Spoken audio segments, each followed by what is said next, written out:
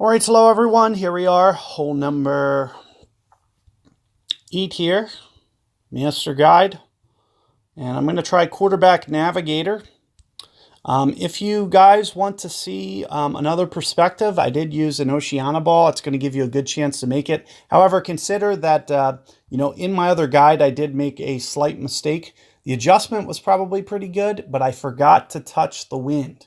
So do make sure that if you're setting your wind up ahead of time like this, that you go back in and make sure that you touch that. So 13.1, I expect to kind of be pulling up towards max, which appears to be 17-ish rings. I might not get to max, but it might be, down in that. Now keep in mind that I'm kind of starting right on min a bit. And you can see with my positioning, I'm just kind of running it through just a little bit. So I'm thinking, somewhere in the effect of maybe 15-ish rings in this situation. Keep in mind that I'm moving down towards lower ground. That does have a tendency to kind of change things. So that's 16-ish rings, maybe just a little bit of curl as well.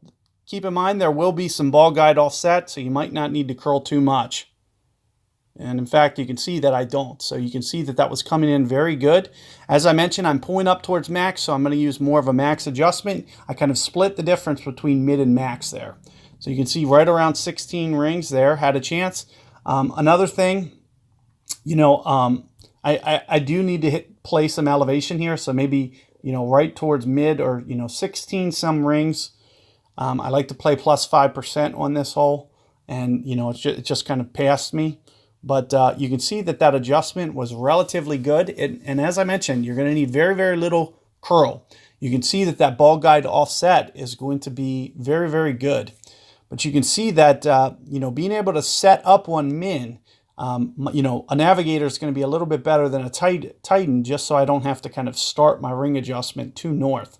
It's going to be a lot harder if you use a Titan and crank up the backspin to get enough rollout. So you can see right around 4 on the backspin was kind of perfect. But let's see how my opponent's goes, because I would imagine he might be setting up to kind of a little bit less. That looks still pretty good.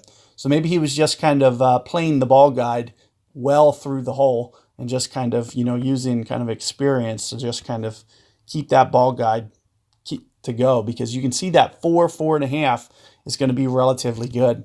But you can see even with the free to play there, you're going to have a good chance.